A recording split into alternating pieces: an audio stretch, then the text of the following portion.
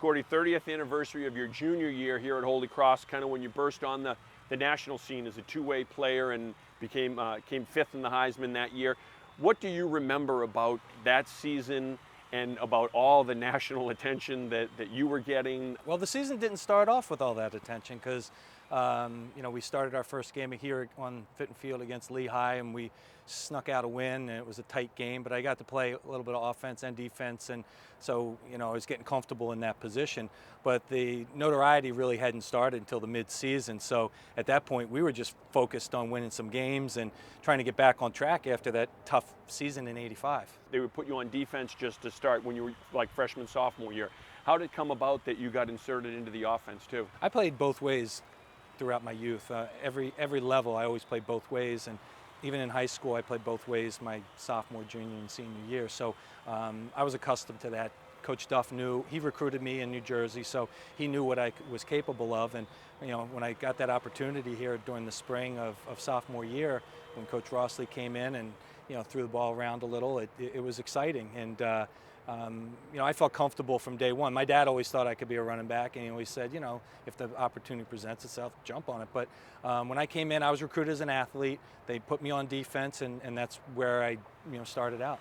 Tom Rossley had just come in as a new offensive coordinator, come in from the USFL because they just went defunct, and he brought a unique offense that no one had ever seen at any level, and that was like that West Coast run and shoot, one back, four wide receivers. It was almost tailor-made to your skill sets. It was great to be involved in that offense. We had, an I, pro type of offense in previous years, and so we still ran a lot of I, but I was motioning up into the slot and running option routes, and it was just awesome. It was so much fun to be slinging it that many times a game, and Jeff Wiley threw for about 3,600 yards and hundreds of touchdowns. It was just tremendous. There was a lot that went into this offense. Every route and every play had different options based on the defense, whatever coverage they were playing.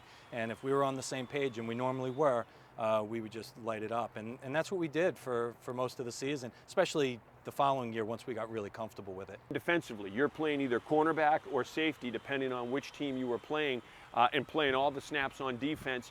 What was that like, and did you have a preference? Because obviously it's fun when you're scoring touchdowns, but then defense, you get to dish out the punishment. Yeah, that's the beauty of playing both ways, is you're taking some hits, but you're able to give some out too. So I always enjoyed that. Because I've heard from coaches and your former teammates that said, that different guys would be like, the defensive coordinator would say, listen, I need Gordie for 40 minutes in this meeting. The offensive coordinator would say, why do you need him for 40 minutes? I need him. And then Coach Duffner would kind of be the mediator. Fortunately, I don't think we had as many hour restrictions like they do today. So, a lot of extra study time, in the coaches' offices, watching film and working on the blackboard, and pre-practice, a lot of that as well. While you're getting taped, you're talking to people, and we also had a lot of experience those years, so we were able to work things out as players too. So the coaches, of course, needed to get us on track, but once we got on track, then we would lean on each other for information as well. During practice too, because there was a tug of war when you were out on the field, because there was only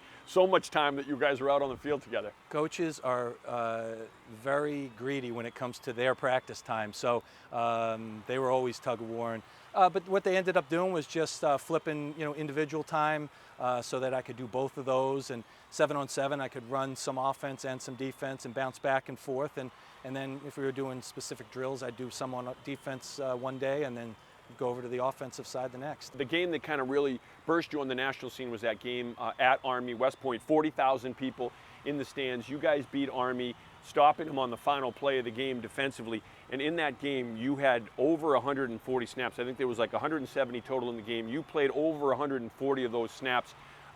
What do you remember about that? One of your teammates told me it was 85 degrees with that old turf. It was like 120 on the field, and it was like playing on cement. I was healthy. I was in good shape at that time, and I worked out hard over the summer and got myself ready to go, so I felt like I could play every snap.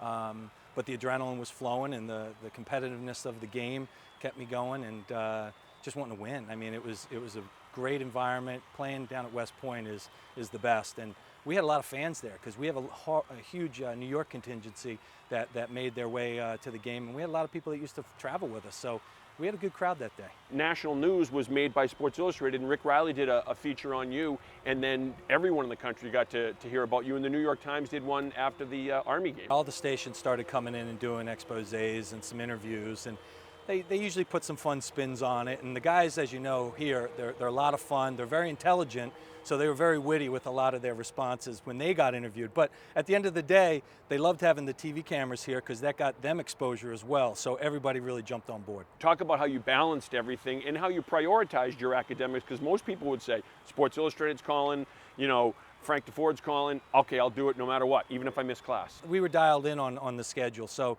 Greg Burke and Jeff Nelson in the Sports Information Office, they knew my schedule. They knew what was possible. We communicated a lot. And typically I'd show up for an interview and they were ready to go, and they didn't waste a lot of my time. But at the same time, it was pretty exciting to meet those people because they were the icons of the media in those years. How difficult was it physically to play offense, defense, starting both ways, and special teams, because you were a kick returner and a punt returner as well? My legs would usually be back maybe Thursday. I literally, you're working out and you get your legs back and you get those twitch muscles are rested and ready to go by Thursday. But for the most part, I'm sure my practice speed wasn't all that fast early in the week. Your junior year to Boston College, you guys played. It was the last year Holy Cross played BC.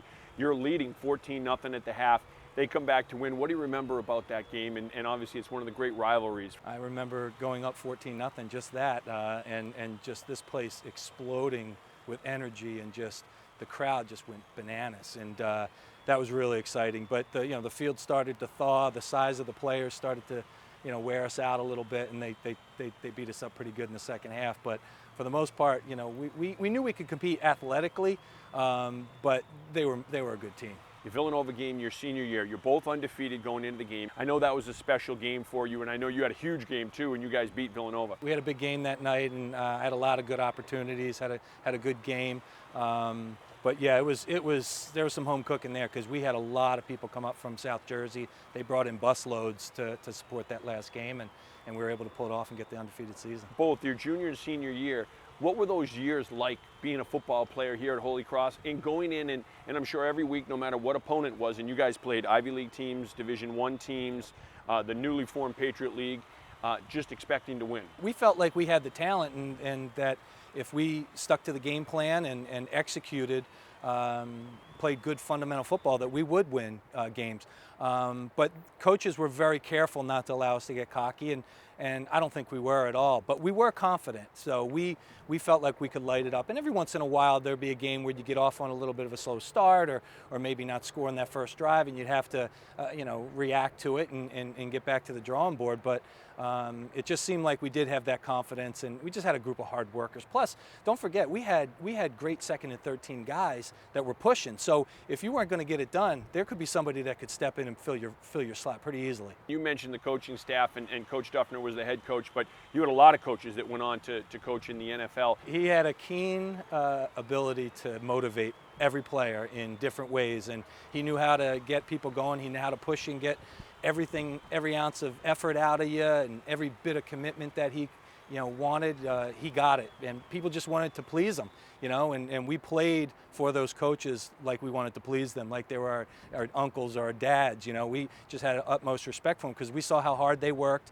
We thought that they were giving us good game plans each and every week, and we just wanted to execute it and make them proud. Your junior year, 5th in the Heisman, senior year, 3rd in the Heisman. What do you remember about the Heisman Trophy selection? I grew up watching the Heisman and, dreaming of things like that, because I allowed myself to have big dreams and knowing, of course, some of these things wouldn't happen. So when that kind of fell in my lap, that was one of those things that you would never expect could happen. So to be at the Downtown Athletic Club, to see all the portraits, to see the actual trophy and where the show was going to get filmed, it was pretty darn special. Your kids ever looked at some of the old clips, the video clips, or some of your old newspaper clippings or the magazines? Not really, but every once in a while one of the kids will come over and maybe watch the highlight film or something. And, you know, I remember one time my son said, well, why didn't I ever get to see this? You know, why are you showing it to him? You know, and I said, you never asked. So it's not like our trophies are all over the house or anything.